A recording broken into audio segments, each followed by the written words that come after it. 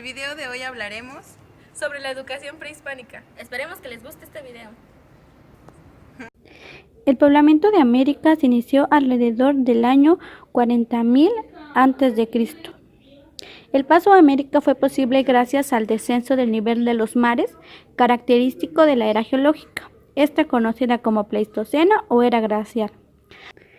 En esta etapa se encuentran bandas o agrupaciones que se dedicaban principalmente a la recolección y domesticación del maíz y el frijol. A esta etapa de la historia mexicana anterior a la agricultura se le denomina etapa lítica y la mayor parte de ella transcurre dentro de la fría era glaciar. En general, suele considerarse que la historia de Mesoamérica se inicia hacia el año 2500, cuando la vida sedentaria se ha generalizado y ya existe la cerámica. En esta fecha comienza el preclásico aldeano. Se le llama así porque el 90% de los asentamientos de todas las regiones son aldeas que suelen tener un promedio de 10 a 12 hogares y una población total de 50 a 70 personas. También surgen en esta etapa algunas villas con más de 200 hogares que superan los 1000 habitantes. Entre los artefactos hallados por los arqueólogos en el sitio hay piezas de cerámica, conchas marinas, dientes de tiburón, tambores de conchas de tortuga y trompetas de caracol marino, entre otros. Estas villas también fueron el escenario de las primeras jefaturas mesoamericanas. Hacia el año 1200 a.C. empezaron a realizarse en Mesoamérica diversas obras hidráulicas, canales, terrazas y probablemente chinampas. Una consecuencia de ellos fue haber sido la mejoría en el rendimiento agrícola y el incremento de la población. Orígenes de la diversidad regional. La uniformidad es el rasgo característico del preclásico medio. La diversidad regional domina el preclásico tardío. Hacia el año 500 a.C., las manifestaciones olmecas se extienden en Mesoamérica y son reemplazadas por varias culturas regionales que surgen en estos años con ímpetu notable. Entre el año 500 y el 400 a.C., la venta fue abandonado de manera abrupta, pero algunos sitios menores de la región como Tres Zapotes y Cerro de las Mesas permanecieron habitados. En la época de crisis y reacomodo de Izapa surgió uno de los eventos más trascendentales para Mesoamérica, un sistema de cómputo calendario que permitía fechar cualquier evento con total exactitud a partir de una fecha fija, el nacimiento de Cristo, el 13 de agosto del año 3114 a.C. En el periodo protoclásico ocurrieron varios sucesos importantes en el Valle de México, como el abandono de Cuicuilco, y Teotihuacán se inauguró como centro político y religioso indiscutible de la religión. Durante los primeros 200 años de nuestra era se construyeron las pirámides del Sol y la Luna, así como el templo de Quetzalcóatl. Una parte importante de la población en el área urbana eran artesanos, y de los reyes no se sabe nada, excepto que parece haber tenido a Quetzalcóatl como suprema divinidad protectora. Los guerreros de Quetzalcóatl. También fuera del área maya, las ciudades florecientes del Epiclásico detienen su desarrollo y quedan parcial o totalmente desplomadas hacia el año de 900 después de Cristo. Comienza entonces el periodo que conocemos como Posclásico y que durará hasta la conquista española. Posclásico es el abandono de muchos de los asentamientos mesoamericanos septentrionales y el consecuente flujo migratorio de sus habitantes hacia el sur. La mayoría de ellos eran nahuas, pero al parecer hubo también algunos pames y quizá algunos purépechas. En las fuentes coloniales se alude a todas ellas con la denominación del chichimeca. Las alianzas solían ser triples, aunque también se luchó contra el crepúsculo. Mediante ello se pretendía organizar el dominio político de las religiones aliados.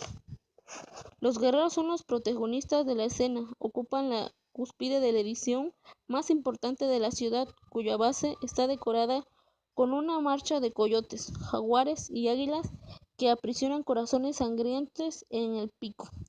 Tula es la primera ciudad mesoamericana en la que se utiliza el macabro Ixomatl, una especie de abaco gigantesco en el que cada travesaño era sartar de cabezas humanas, formando por varias columnas paralelas y el altar antropólogo que conocemos como Chacmul. Los señores del agua.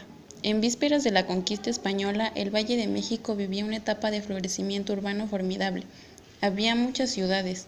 La mayoría de estas estaba bajo el dominio de linajes de la nobleza náhua, pero en muchas de ellas había población de otras etnias, particularmente otomí y matlatzinca. Los nahuas usaban el término altepetl, que quiere decir cerro de agua, para referirse a la ciudad, con su población y sus tierras. Cada uno de ellos era dirigido por un tlatoani o rey. Había 3 grandes reinos con mayor jerarquía de todos los otros. Estos 3 reinos eran Tlacopan, Texcoco y México Tenochtitlan, la más famosa de las alianzas triples del posclásico. La densidad demográfica y la complejidad urbana del Valle de México a principios del siglo XVI se sustentaban en una agricultura muy próspera. Las tierras se abonaban con fango y con excremento de murciélago, y algunos cultivos se producían a partir de un sistema de almacigos que permitía colocar en cada parcela las plantas más viables. Cada calpulli reconocía a un jefe al cual algunas fuentes denominaban hermano mayor. Este jefe tomaba las decisiones pertinentes con el auxilio de un consejo de ancianos. Los jóvenes nobles acudían también a la escuela, la que las fuentes denominaban calmecac. Allí recibían una educación más estricta y claramente orientada a las tareas de dirigencia. Los ritos más intensos de cuantos se celebraban en las ciudades nahuas tuvieron que ser aquellos que involucraban la muerte en algunos seres humanos. Los mexicas se distinguieron entre todos los pueblos de México antiguo por el frenesí con que practicaron el sacrificio humano en varias modalidades. A veces era preciso sacrificar a decenas de bebés para agradar a Tlaloc. En vísperas de la conquista.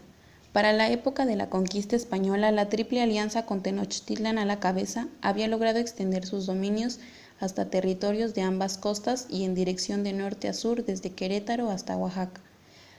Los mayas comerciaron con los nahuas del posclásico tardío y los mexicas no tuvieron la fuerza de los teotihuacanos para irrumpir en aquellas tierras. En realidad, la capacidad de expansión territorial de la Triple Alianza de México, Texcoco y Tlacopan parece precaria si se le compara con el estable y extenso dominio imperial teotihuacano. La vida de los muchachos del Tepozcali no era tan dura, pues habían algunos jóvenes que dormían con sus amigas y esto era con el objetivo de iniciar la vida común antes del matrimonio.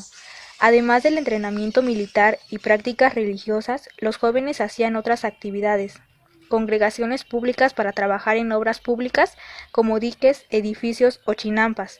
A diferencia de los jóvenes de Calmecac, salían al bosque a recoger leña, ramas y espinas que serían utilizadas en las ofrendas de fuego y en los autosacrificios.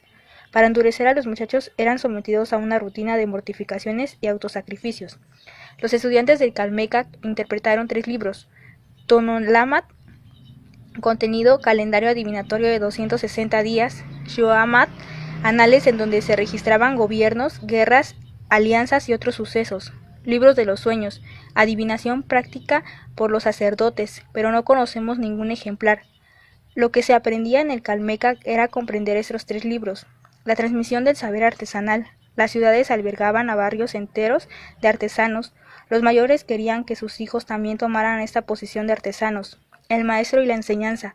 Los trabajadores indígenas que trabajaron con zaguán describen al maestro como el que enseña, el que educa, el que horada el rostro de la gente, el que destapa las orejas de la gente. La retórica.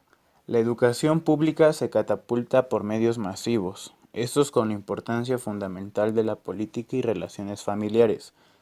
La comunicación de ancianos y jóvenes, capitanes con tropa y sacerdotes con el pueblo, para los nahuas fue primordial, al igual que para los pueblos mesoamericanos, pues era importante transmitir la sabiduría tradicional sobre la moral, al igual que las capacidades y oficios por medio de discursos. Estos eran abundantes en frases que en ciertas circunstancias formaban parte de la educación de cualquier joven. Los padres hacían largos discursos para dar consejos a sus hijos al momento de dejar la infancia, pues su intención era encaminar adecuadamente a ellos por un camino fuera de vicios y delitos. Para el año de 1524, 12 frailes enseñaban el catolicismo en explanadas de los conventos a jóvenes y niños a orden de Hernán Cortés. La sociedad mexicana, como las sociedades nahuas en general, tenían reservadas casi todos los puestos del sacerdocio, la judicatura, la milicia y el gobierno para los varones, mientras que los mayas y sobre todo los mixtecos conferían dignidades sacerdotales y cargos públicos a las mujeres. La exaltación del guerrero fue uno de los rasgos más notables en la ideología de las sociedades nahuas del posclásico. Virilidad y belicosidad eran sinónimos.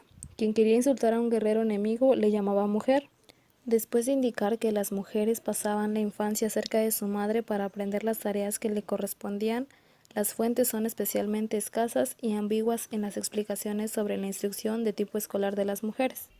En algún pasaje referente al Calmemac se habla de la posible presencia de mujeres y se dice que se convertirían en cihuatlamacas, que es decir, sacerdotisas. Esta especie de Calmemac femenino corresponderían con la Ichpuchcali, o casa de doncellas. Otros pasajes dicen que algunas mujeres iban a Ompateopan o bien al Capulco, es decir, allá al templo, a la casa comunal.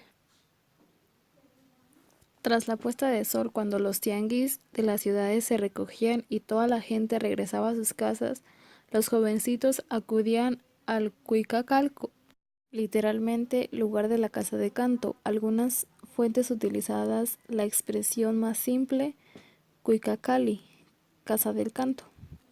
Aquellas prácticas eran indispensables para que los jóvenes pudieran participar en las numerosísimas fiestas religiosas del calendario. Concluida la práctica, los jóvenes se retiraban. Al parecer, la mayoría de las mujeres iban a sus casas y la mayoría de los hombres regresaban a sus correspondientes tepochcalis. Todos iban a la guerra, todos los hombres jóvenes. Los macehuales lo hacían dentro de las compañías de sus respectivos barrios, y así integraban los batallones de soldados rasos que formaban el gran ejército de México. Los pillis actuaban en grupos más pequeños, cerca de los capitanes experimentados, e intervenían para luchar cuerpo a cuerpo y la toma de cautivos después de que los batallones populares habían chocado.